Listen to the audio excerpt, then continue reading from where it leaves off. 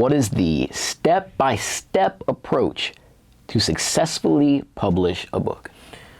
So first you have to write the book. So I would say write the book in the shortest time span possible. So create a routine and habit around writing, because obviously that's going to be the most important thing.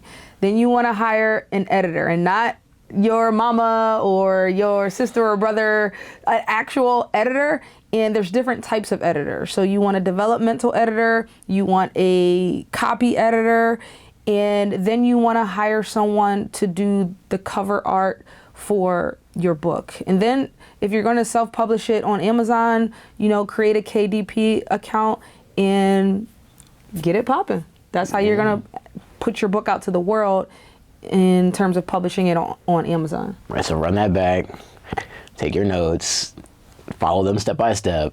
Don't deter from the process. Right. Listen to what Sheena says.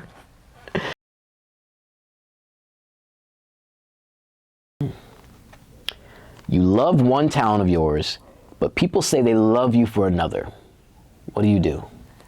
I don't think it cares what other people love you for, because you can have a talent that you don't like. Like I said, I used to be really good at track. I was really fast, but I couldn't stand running. I didn't like it. And so it was painful for me to run track meets because I really didn't like it that much. So I say lean into the talent that resonates with you, the thing that you want to pursue. And it doesn't matter what somebody else wants you to do, because you have to walk in your own shoes. I was really going to say that. I was like, at the end of the day, do the person that love you for the talent you don't like, do they have to deal with your decisions?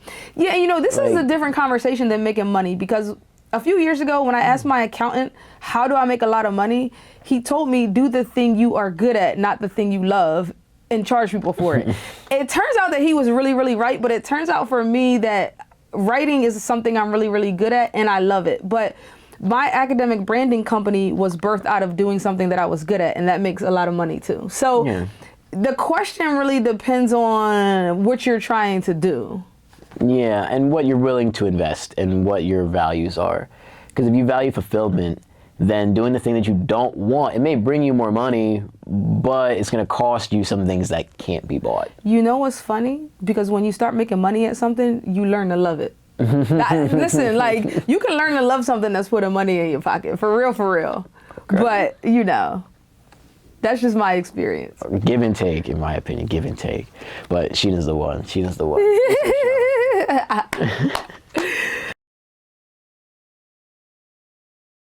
Important question right here, time management. How do you find time to balance work commitments with your social media interactions and your other activities?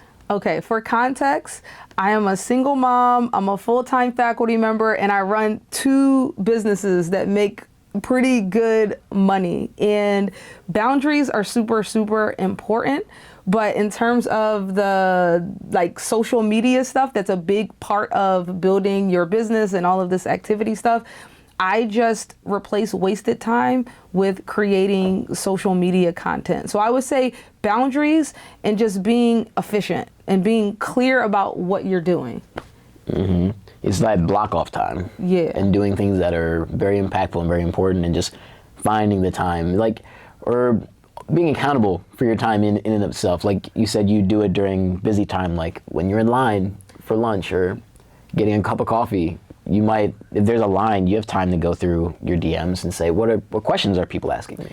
You can start a whole side business if you just replace wasted time with something productive. Literally.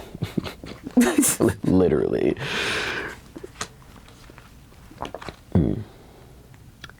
How do you, the question is, do you know a great illustrator that you can use for your children's books? So I actually have a Fiverr resource guide that's on my Patreon, and I actually show you some of the different artists and gigs that I use to get artwork done for things like kids books, and these are very affordable. Like, artists out here are charging $500 per page for a kids book, and if you don't have that, which I didn't have that when I did my kids book, use the resources that are available to you. And I always say Fiverr is a good place to get things done.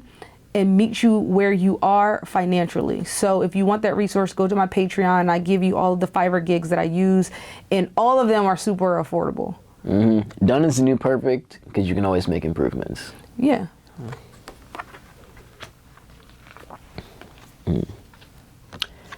Simple question, but is very nuanced. How do I pitch?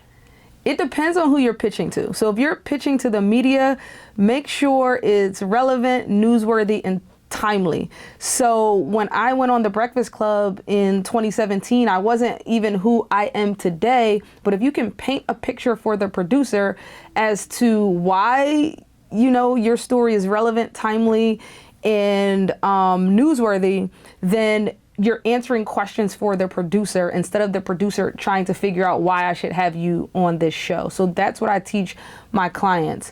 If you're pitching someone for a collaboration that is at the same level as you or a little bit higher than you, you have to start out telling them why you love their work, stroking their ego a little bit, telling them that you want to help them on their journey to achieving the thing. And you do that by showing them the value you can add to their process. And then the last paragraph in an email like this is you showing evidence that you can do the thing that you say you can do. And that's just about having a body of work that proves that you can add value to this person's life. Gems sprinkled in, layered. But no messages saying, hey, here's the link to my work, can we collab? Because now you're asking the person on the other end to do work. You're asking them to click on the link and go look at your profile and figure out how they can collab with you, and nobody's going to do that. Yeah, then it's like, okay, did you want to add value to my life, or you want me to add value to yours? Yes, you're giving somebody work. Yeah, and they have enough. If they're really an intentional person, they have enough work already. Nobody has time for that. Yeah. How can I stop being so afraid of falling? So you have to want the thing more than you're scared of failing. And if the thing that you want is worth it, then you have to be willing to take the L's along the way, because that's the only way you're going to learn. You're not going to strike gold the first time. You have to fail, get the lesson, and then try again. And a lot of people are not scared of failing. They're just scared of what other people will say about them failing. And most people are not even paying that much attention to you to even care that you failed. But sometimes, we're embarrassed that our family members see us fail, or somebody close to us. So I think most people don't have a fear of failure. They have a fear of what other people will say if they failed. But the most important person is you. So.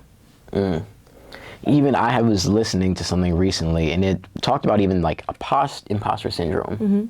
And it was surprising that a lot of these big names of people that you think are they're super successful in what they do, and they are very good speakers, they still have imposter syndrome, or they still go through it, and they're like, it doesn't go away, because like the bigger your ambitions get, like the heavier the toll is. It's just being willing to be courageous and push through it, or realize that like it's not about you, it's about the value that you're really bringing to other people in that instance, in that time period. If you're presentation. So, imposter syndrome is feeling like you don't deserve the thing that you have, or you're not supposed to be in the place that you are, like you didn't deserve it, or you're not good enough. And I think some of that is normal, because if you're climbing the ladder of success, you're always doing new things. And so I think naturally you're like, should I be here? Do I deserve to be here? For me, I do feel like that imposter syndrome goes away small pieces at a time as I climb up the ladder. But as you do new and big things, it's going to come up. So I think it's not getting rid of it, it's dealing with it and nipping it in the bud quick. Yeah. Just like Tim Bilyeu is talking about, like the half-life of your negative emotions is very key. How quickly can you shrink them down to where they're manageable? Yeah, for sure. All right, dope. That was the last one. That was the last one. All right, dope. Thank you, Aaron. Yeah. Appreciate you, brother. This was fun. Yeah, have fun at your poetry event. Thank you so much for coming through. I was like, this